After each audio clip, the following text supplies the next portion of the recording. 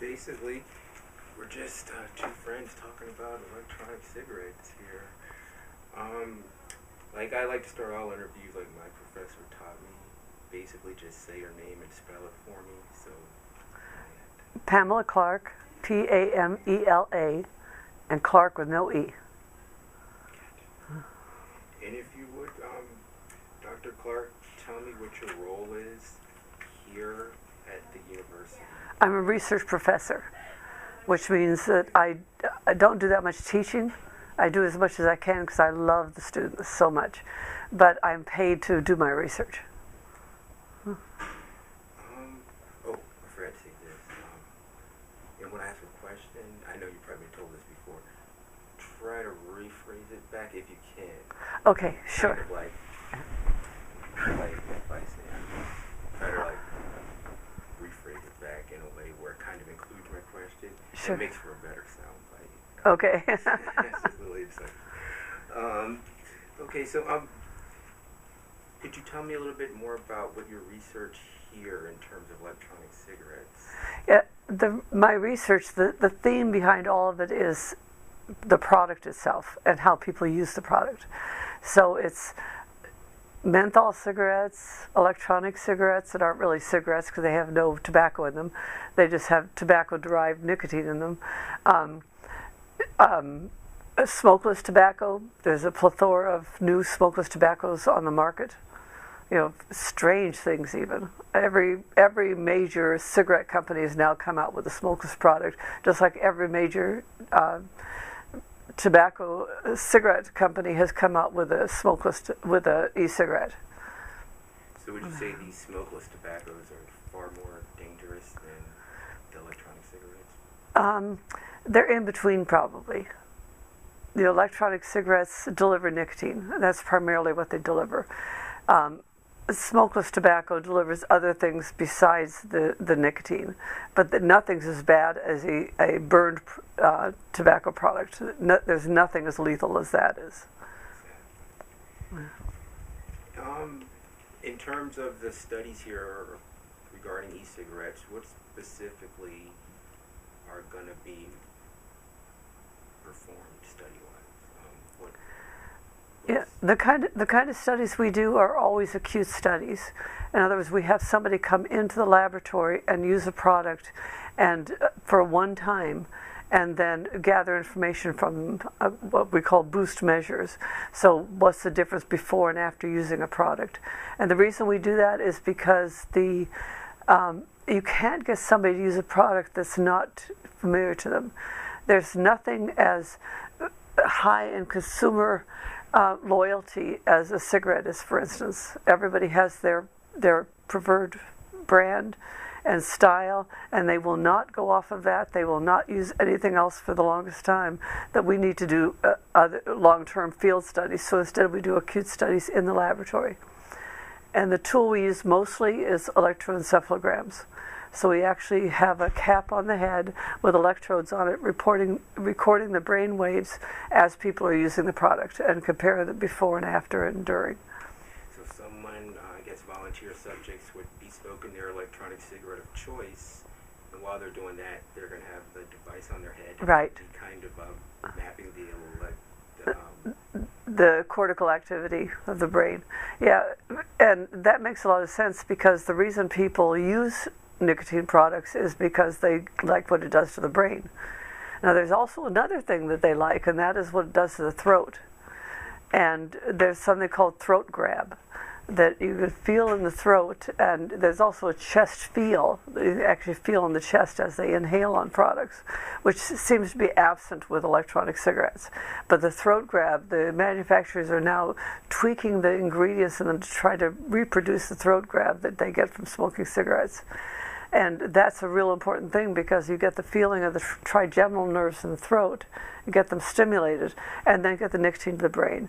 Throat, brain, and it becomes a reinforcer. So people can get addicted to the throat feeling as well as they can get addicted to the nicotine in the brain. That's interesting. So the more developers are trying to make the electronic cigarette more like a traditional cigarette, the more it can pose addictive harm to the user because an independent addiction in addition to what's going on in the brain from the nicotine. And you know, there are several kinds of e-cigarettes. There's a cig-alike that looks like a cigarette, and that's like Enjoy, for instance. And that doesn't deliver a lot of nicotine, but it looks like a cigarette. It's made to look like a cigarette. But the newer generations, Generation 2 and Generation 3, look very much different. They're called mods. They're modifieds. And it's almost a subculture of people using them. They kind of hang out in the vape shops. They play with a lot of different flavorings. You know, they modify their own e-cig to be like they want it to. They may wear it around their necks on chains. You know, it's a really interesting subculture. Yeah, and these what's your opinion on these mods? Do you think they are safer than Generation 1, the ones that look more like a traditional cigarette, or do you think the mods you could, more risk? With the mods, you can regulate the amount of battery juice. So if you increase the voltage of the battery, you get more nicotine from them. And with the Generation 1, you can't do that. So the delivery of nicotine is very, very low. Is more nicotine necessarily more harmful? Or? Well, it's more rapidly addicting. But the Generation 1 tends to be used by people who are already addicted to nicotine by smoking cigarettes. And it tends to be a bridge to smoke where they're not allowed to smoke otherwise. And that, of course, is a bad thing because it keeps people smoking who might possibly have quit. Keeps the addiction going. Yeah.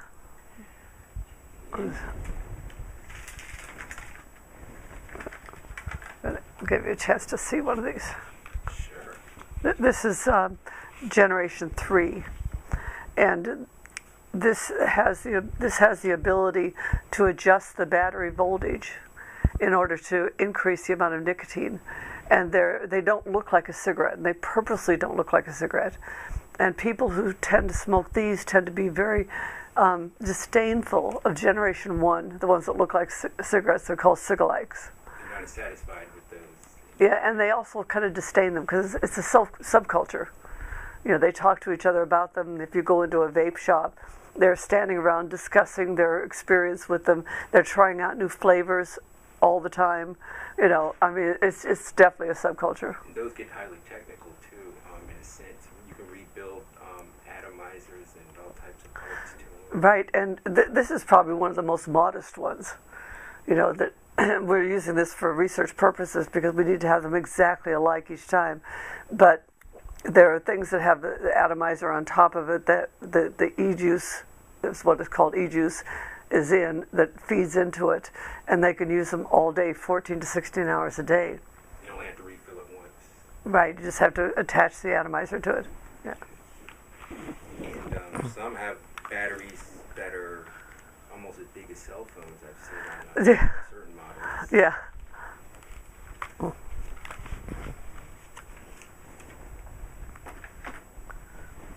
What was your role in the the TOCARS program? That mainly studies just tobacco in general.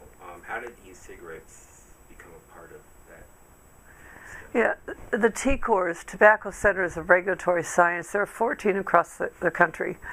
And we're one of them here at University of Maryland. And we partner with Battelle in Columbus, Ohio, with our work. For everything we do, we pretty much partner with them. They're so excellent scientists. They are in general about tobacco control science. There are a couple areas that we're not allowed to go to. One of them is tobacco cessation, that we're not allowed to do cessation studies. The other one is we're not allowed to go to a zero nicotine in a product. You can go close to it, but you can't go to zero nicotine. And those are all those rules are developed by Congress. They're part of the congressional mandate. Why is that though? They don't want you to study zero nicotine content in e-cigarettes? Well, you know, first of all, they've been pretty well studied. You know, for instance, if you give somebody a no nicotine cigarette, it'll relieve part of the craving. It actually has an effect, probably because of that throat effect we talked about. they get some relief from craving. But the congressional rules around this are that we can't go to zero nicotine and we can't do any cessation trials. If, for instance, if we wanted to see if the e-cigarette was good for cessation, we would have to do that through another part of FDA than the Center for Tobacco Products would have to go through what's called CEDAR, which is a part of FDA that has to do with cessation devices. Okay, so basically e-cigarettes aren't being looked at to even be classified as a cessation product right now? Not directly. We're not allowed to do that without what's called an investigational new drug application, IND. And that's a lot of work. We don't want to do that.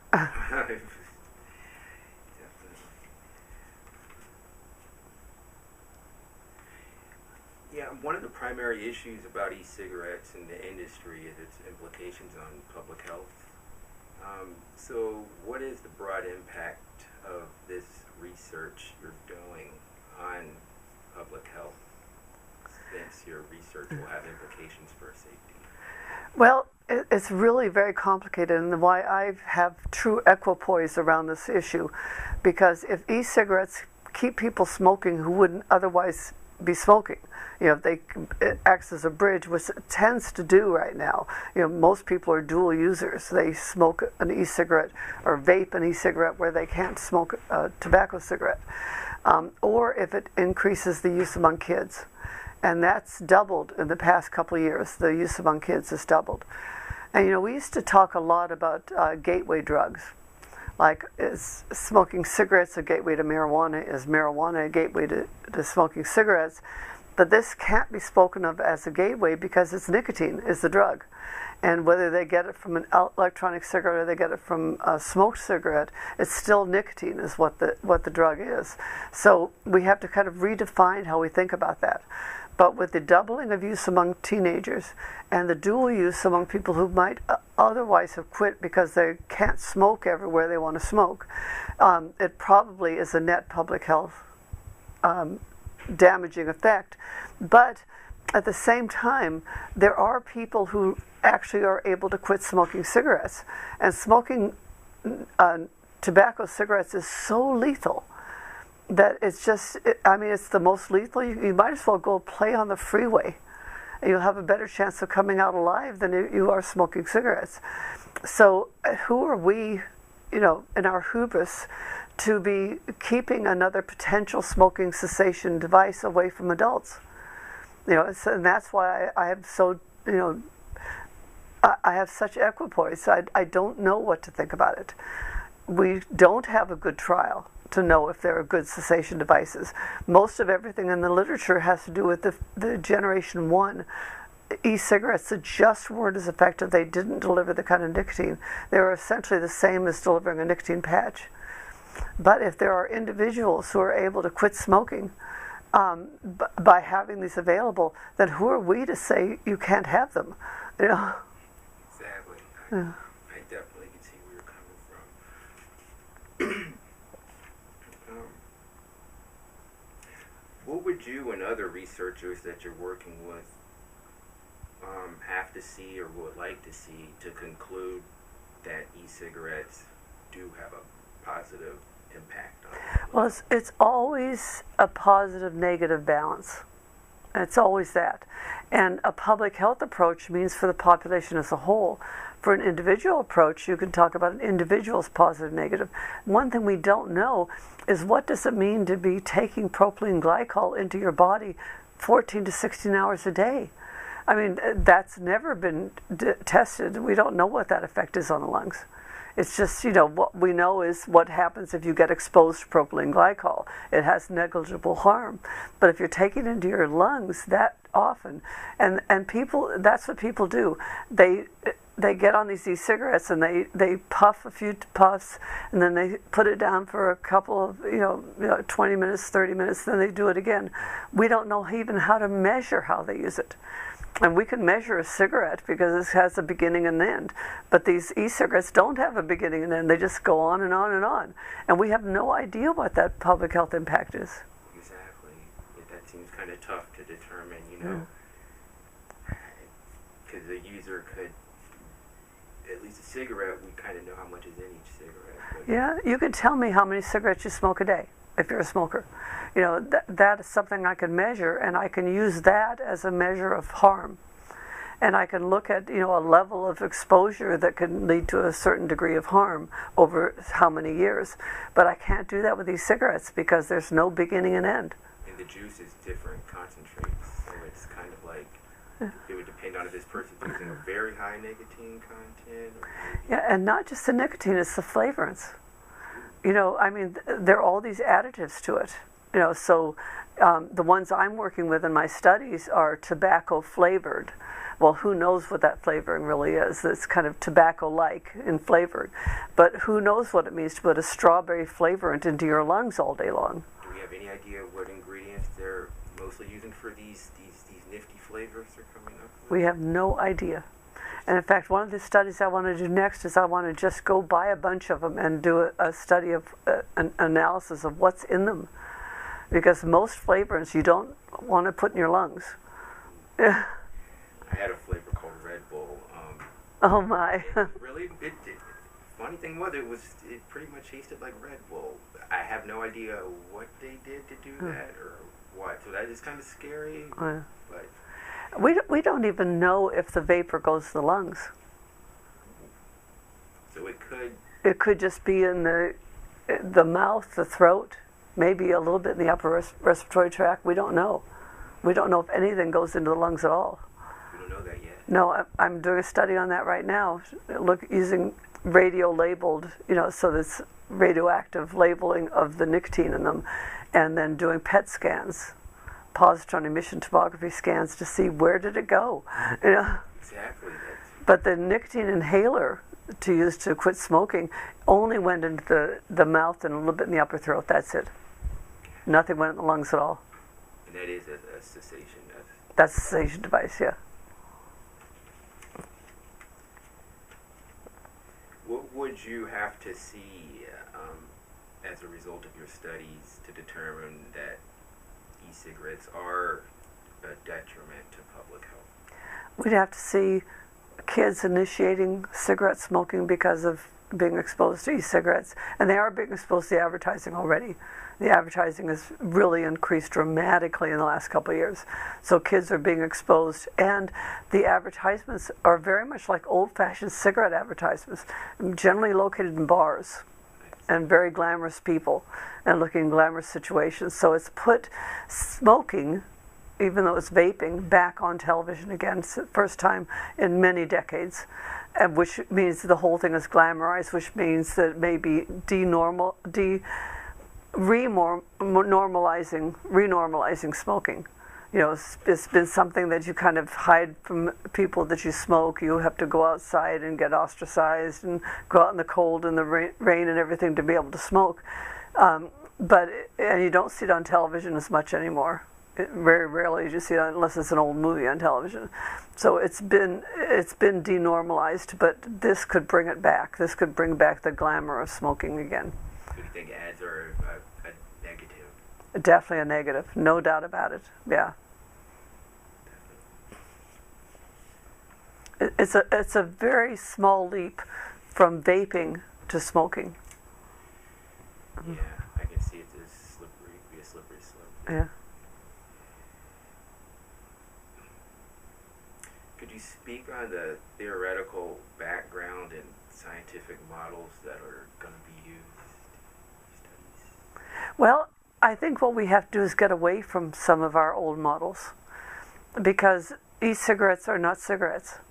You know, they function very differently, and we were talking about the pattern of use is so different, and we keep trying to judge them against cigarettes. Well, that's not a valid representation, because tobacco cigarettes are so lethal, you know, that we have to judge them against something like medicinal nicotine instead, which is a whole different model. They're getting the nicotine from a vapor instead of getting it from a pill, you know, a lozenge or a patch, you know. Do you have any idea how e-cigarettes came into existence? Started in China around 2009, And you can see they're huge now. There are approximately 200 e-cigarette companies in this country, or at least selling in this country, up until a couple of years ago. But now they're being all taken up by the major cigarette manufacturers. And that's a big problem because they have the distribution networks. That's what they bring to the table, is this phenomenal distribution network. And that's why you can go in almost any convenience store, almost any drugstore, almost any gas station, you could buy e-cigarettes because that's the kind of distribution network they have. Yeah, I can see that myself. You get your traditional cigarettes right along with electronic cigarettes, almost anything. And that kind of tells you something. I mean, first of all, they're self-service now in a lot of places. We did away with self-service cigarettes a decade ago. They're sitting right next to the candy. We did away with that decades ago. And now they're back next to the candy, in places where kids are going to be exposed. Do you think the aim of the companies really is to target kids, or do you think the flavors just happen to be a byproduct of... Most adult cigarette smokers don't want strawberry flavored, gummy bear flavored. They don't want those things. These are aimed at young people. So it's not a myth that young kids are. It's really fact that young kids are actually thinking it's more cool to use it. Oh yeah, it's very glamorous. We're kind of going through what we did in the last decade with hookah. Hookah was very glamorous, but you can't carry it around with you. And that's why even some of the e-cigarettes, the Generation 2, are called electronic hookahs. Yeah.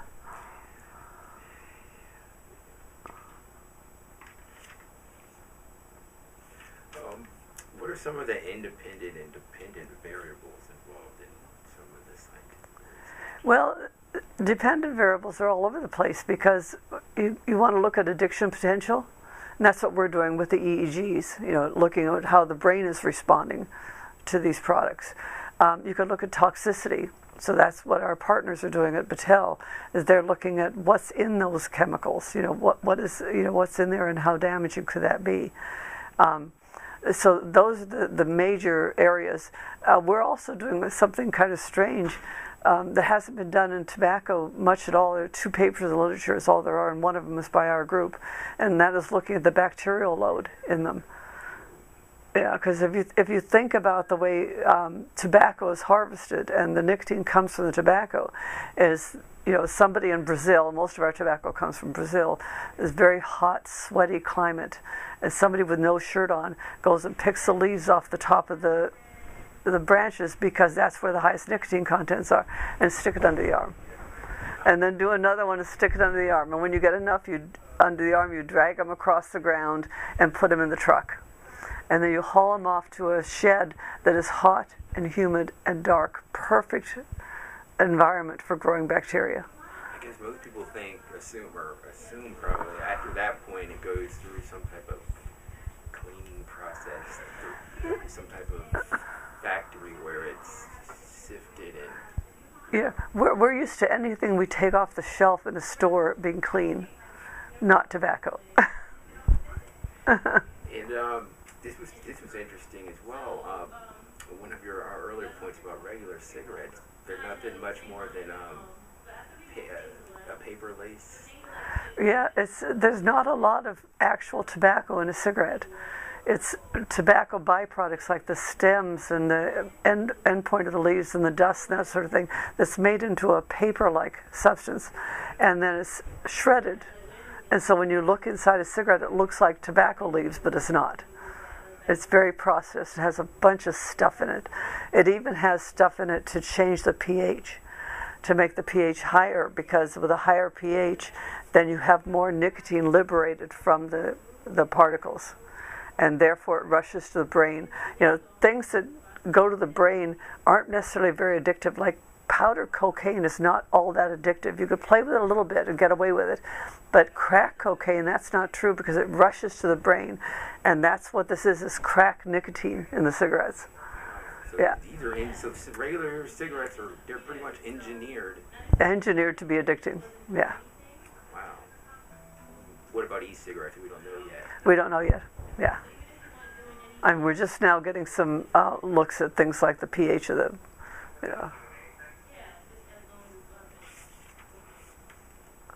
I mean, those manufacturers know how to hook you. They do. It seems like, I mean, it seems like that's, I guess if their goal is money, which I guess, I'm sure that's their goal other than the public health. I mean, I don't know how, I don't know. Public health is not even on their horizons. I'm sure. Yeah. Yeah, money. Yeah, money, yeah.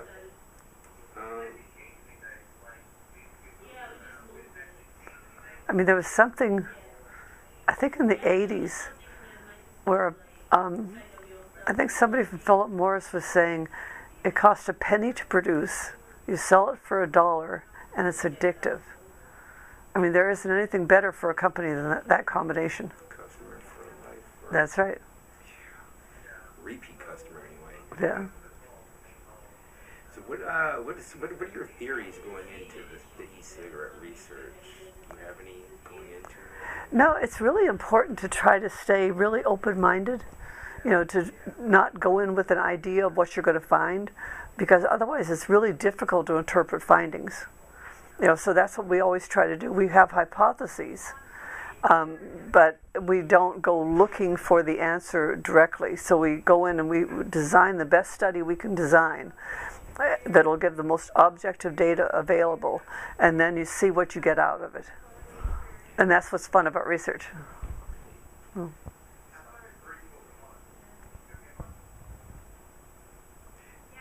I heard a rumor that, I don't know if this is true, but I'd like to get your opinion.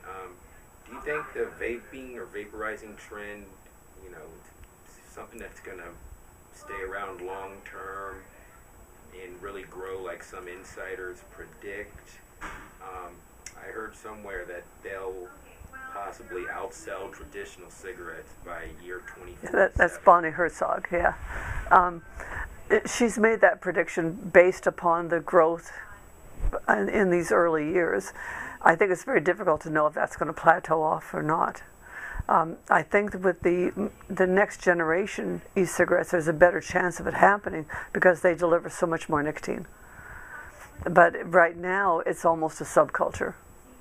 You know, I mean, I can come into the building in the morning and see somebody outside, you know, vaping. And, you know, that's not going to sell very well in the School of Public Health. But we just can't predict.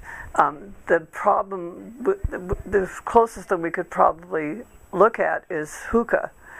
And with hookah, it's not as convenient. You can't carry it around with you. There's a whole lot of setup to it. It's got a lot of cleaning up. You know, it's one of those things you kind of spend an afternoon doing.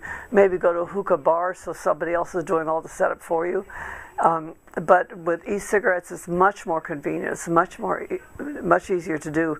I mean, I remember going to the physics building. There's a machine shop in the basement, and going in to get a contraption made for one of my smoking machines, and the guy sitting there with his e-cigarette plugged into his computer because it was too cold to go outside and too rainy, and didn't want to be out there and, you know, ostracized, so he would be able to vape all day instead.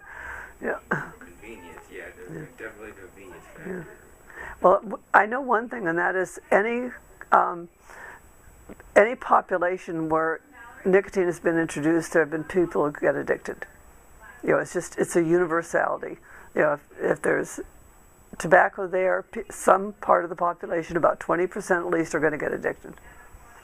You know, so if that tells us something's going to stay around, that, you know, it could at least be better than tobacco cigarettes. Are your addiction research into are people predispositioned to have an addiction to nicotine, or is it just nicotine is so addictive it doesn't matter? I think nicotine changes the brain for life. You know, if somebody smokes at age 12, they're changing their brain for life to be addicted to nicotine. And so for the rest of their lives, they have a different brain than they had before they started using it. So like with marijuana smoke, they're younger. With tobacco smoke, you're... Yeah, I don't know about marijuana, but I definitely know that about tobacco. Yeah.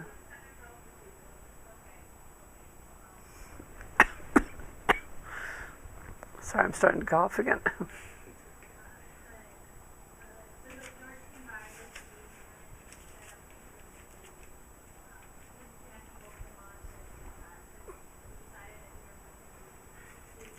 How long are your research studies going to go on at this location? I think till I retire. The large grant we have, the Tobacco Center Regulatory Science, is a 5-year grant, and we're just coming near, close to the end of the first year. So it's going to go on quite a while, and I hope to leave a legacy behind me, training up some young researchers that can take over after that. So it continues. Yeah. It's interesting because even my husband says that, what do you have to know? What do you have to research? We know it kills you, so just tell people to stop. Well, it's just not that easy. The tobacco companies are so far ahead of us. They keep tweaking things and changing things, and we're just barely catching up with them. So why is it they are ahead of us? Is it because they have more money, or have they started sooner? Is it they have money and they have no bounds on them. The regulations are just now coming into focus. In fact, e-cigarettes are just now under guidance from the FDA. They do not have regulatory authority over them yet. So I mean, and every time you turn around, there's another product. There's a strange product called Verve that it's like a pellet. It kind of looks like a guitar pick. Really? Yeah, and you crunch into it, and it's filled with flavorings and nicotine. I mean, the flavorings are off the charts. They're so high in content.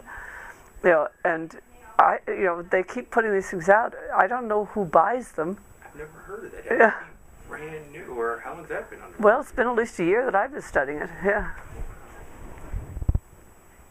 There was also one that was out shortly. I wish I could have gotten my hands on. I wanted to study it so badly, and it's called Revved Up, and it's actually chew tobacco, which isn't actually chewed; it's just placed in the mouth, long cut tobacco, with Red Bull kind of stuff in it.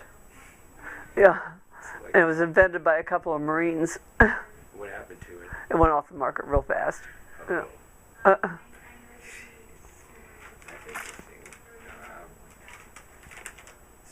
So does your research your research obviously takes into consideration the number of people that testify and swear that these devices have saved their lives or got them to get off of cigarettes. That's really considered in... Yeah, it's part of that subculture again, and they're very passionate, and they have organizations, and they go to these festivals called Vape Fests, and there was one in D.C. a few months ago. And it's really interesting because we don't have organizations, consumer-led organizations around things like the patch. I'm on the patch, you're on the patch, we have something in common, let's form a club. But the e-cigarettes, they formed a club. And that's a real important part of the tobacco industry's strategy, is to have the consumers of the product rise up and be a voice for them. Oh, yeah. Like you say, it's a culture. All you gotta do is go online, and you can on Facebook. You can look. There's communities. There's e-cigarette forums. There's organizations that are really out there, I guess, lobbying for these things. Yeah. And the Vape Fest in Washington D.C., I think I counted 39 different sponsors. Yeah, 39 sponsors. So they're very definitely backed by industry. So you were invited to it? Yeah.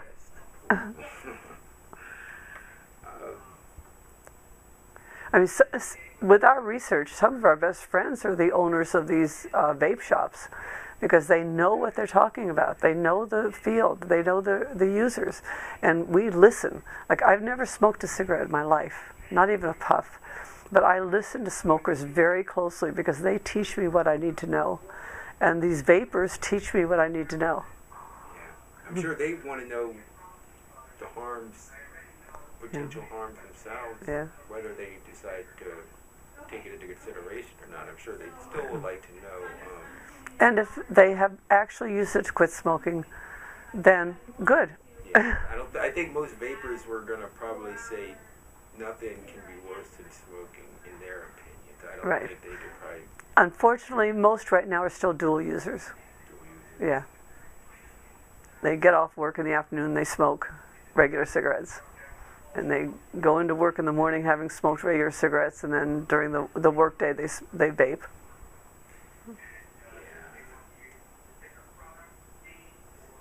And even among the youngsters, the largest number of users of teenagers are those who smoke the most. Yeah, so they're having trouble getting through a school day. Yeah, when I was in school, wow, the bathroom, you couldn't even go in the bathroom because The haze of smoke, smoking in yeah. there, and they could get away with it because unless the teacher caught it exactly in their mouth, they can't really say it was you smoking. So the bathrooms were pretty smoky. Yeah. So And that's another thing we don't know anything about yet, is the only studies we have of secondhand vaping have been with the first generation products again. You know, that aren't that heavy, but even so, the results of being exposed to that vaping among kids and animals, you know, your dog, is about the same as being exposed to smoking. really, Yeah. so there is such thing as secondhand vaping. Yeah, there's secondhand vaping, yes. Because there's a myth out there that there's not such a thing. No, there is, at least with nicotine. That's the only thing we've tested. You know, we don't know about all those other things that the kids are exposed to. There's also something called third hand, and we don't know if that's affected, if that's part of the story with the vaping. We only know about secondhand vaping.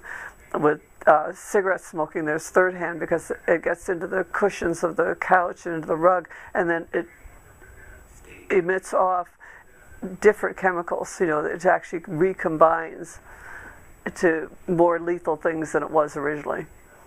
And e-cigs, they try to promote themselves as no smell, but I know when I go home and use an e-cigarette, my mom, who has like the nose of a dog, she'll say, I can smell it every time you're using that e-cig. I want that outside. So, has your research found that there is actually a smell related to? We don't know.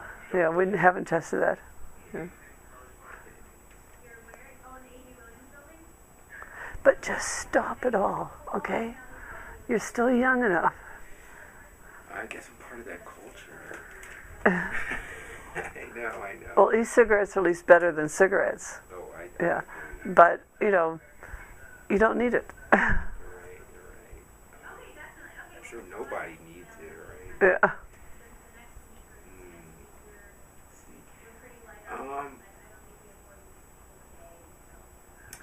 So I guess one of the issues with the e-liquids is that, you know, the accidental poisoning of either because of the way the containers are, they're plastic. Yeah, I mean, it has no childproof cap on it.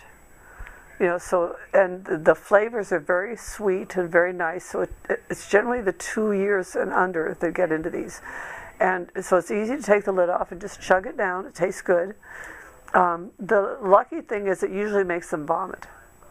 So it gets it out. Yeah, but they still have nicotine toxicity. They still have enough in them that they have the nicotine toxicity. Even worse is a dog. You know, the poor dog, I mean, this is very pliable plastic, and it's very easy for a dog to get a hold of this and start to gnaw on it and chew on it. There's been one death so far with a woman who had her, what do they call this, e-juice, next to her in bed, and she rolled over on it, and it got all over the side of her, and she absorbed the skin and died. Really? Yeah. Wow, so that's a true story. Yeah. But at least with the kids, they tend to vomit. They still end up in the emergency department, you know, with nicotine toxicity. But at least they, as far as I know, there's not been a death yet, which is very, very sick kids. And who knows how many animals? Nobody reports that. Yeah. So yeah, I heard that poison control centers have had an increase up to like 300% Yeah. increase in the calls for e-liquid poisoning. Yeah. I didn't know if that was myth or if that was true. No, that's true. Yeah. But did they compare that in comparison to other chemicals? Well, kids have always eaten cigarettes. Ooh, really? Yeah. Yeah, it's always been a problem with kids eating cigarettes. You know, as nasty as it seems. I mean, I remember taking care of a 2-year-old who had, there was a bucket in the garage with gasoline in it, who chugged the gasoline and got because they just will do that. They'll take things into their bodies. You think there's no way they would be so averse to the flavor, but it's not true.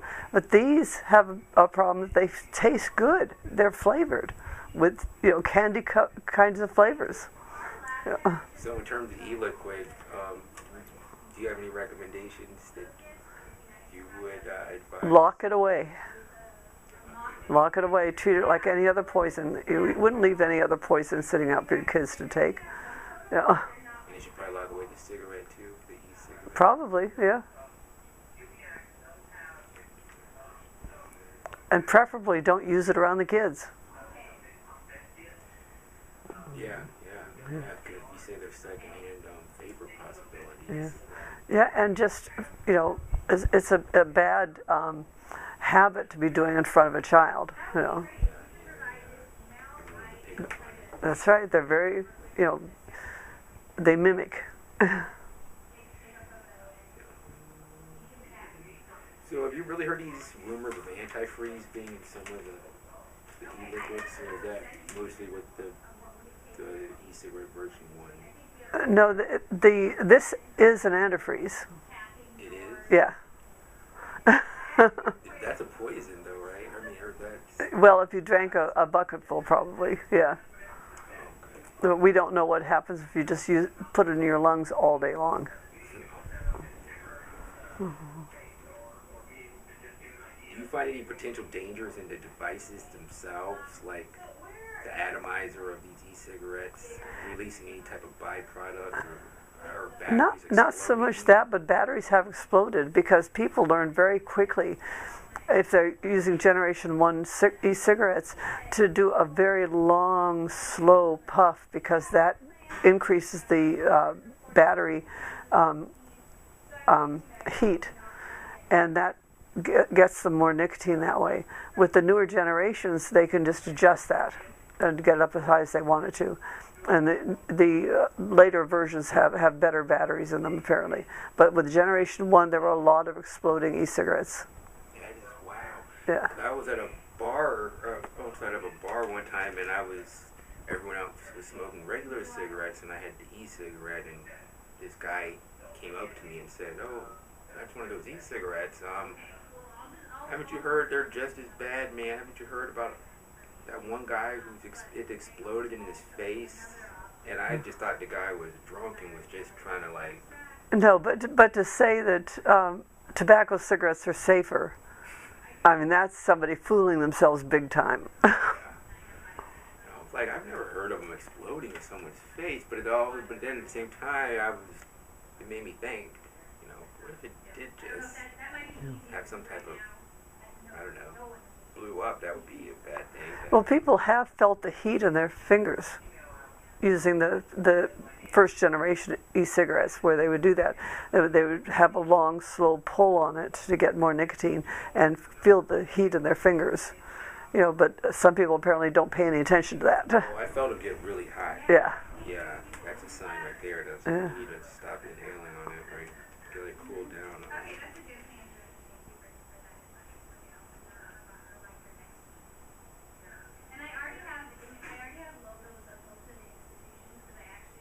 We've probably covered it, right? We've covered most of everything. I just want to make sure I didn't leave any.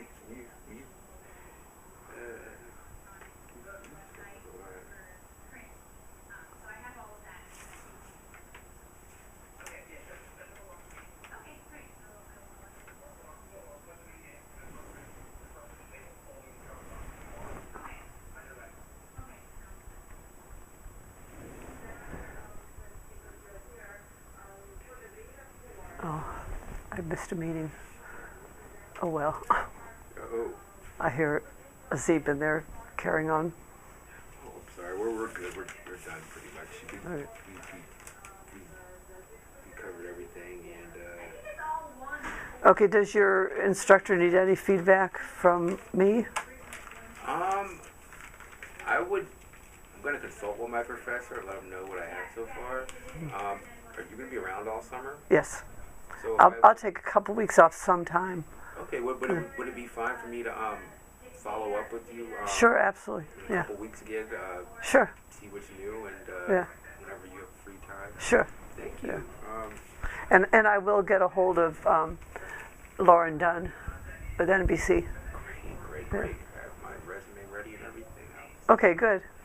Have you had it checked by your professor? Yeah. I've I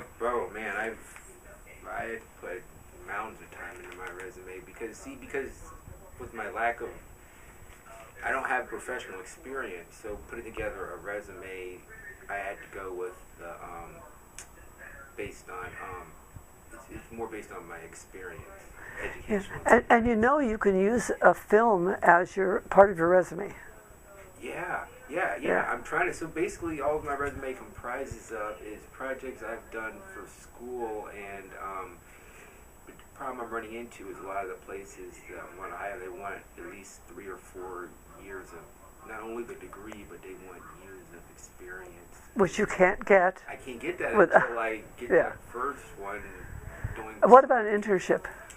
See, that's what I should have been focused on this whole past year Yeah. instead of trying to just get out of school as soon as I could so I'd have less to pay back. And Sure. I should have been focused more, but I was taking rigorous production courses. You're only supposed to take 2 at once. I was taking 4 just so I could get out this semester and not have to go through a whole other, the housing costs and everything to live up there. It's just more money I'm going to pay back. And now I'm looking back at it and I'm thinking I should have probably went a little slower and did some internships on the way so when I got out the door I would have some. But you can still do an internship. Yeah, but even internships are like, I've noticed that internships are pretty much jobs. I mean, interview process, even though you're not getting paid anything. Right. It's a lot of competition even for an internship. And Well, you picked a very crowded field. I know, right? But I like this field. I'm going to make it work, and it's what I think you'll do great. Thank you. I appreciate all the research you're doing. I think it's fascinating.